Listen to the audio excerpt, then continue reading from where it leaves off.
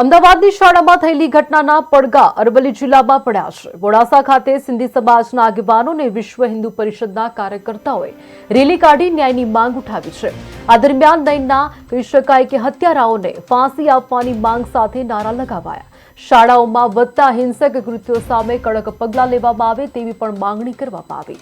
રાજ્ય સરકારને ન્યાય માટે દબાણ કરવા અરવલ્લી જિલ્લાના કલેક્ટરને ન્યાયિક તપાસની માંગ સાથે આવેદનપત્ર અપાયું।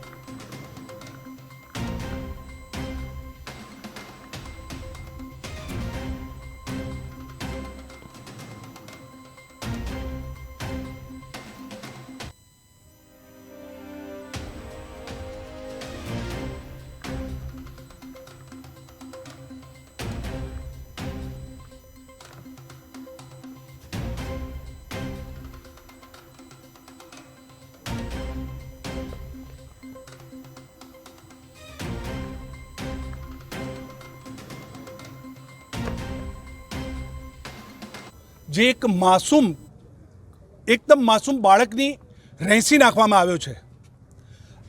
વિદ્યાલય એક જ્ઞાનનું મંદિર છે, ત્યાં આવી ઘટના બને તો બહુ જ નિંદનીય છે। આ એક નિંદનીય કરતાં પણ એક પ્રેરણા, એક આના પરથી ચેતવણીરૂપ આ કિસ્સો છે કે આગળ જતાં આ શું થઈ રહ્યું છે બધું।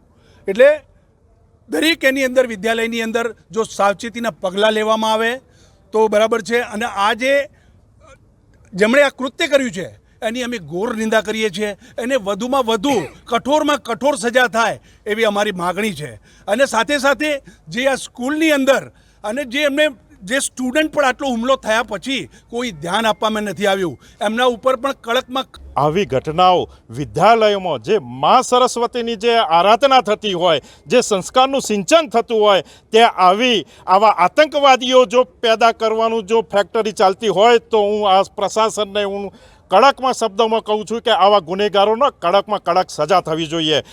અરવલ્લી જિલ્લાની વાત, અરવલ્લી જિલ્લામાં પણ જો આ ઘટના ઘટી, અમુક વિષયો ધ્યાનમાં આવેલા છે।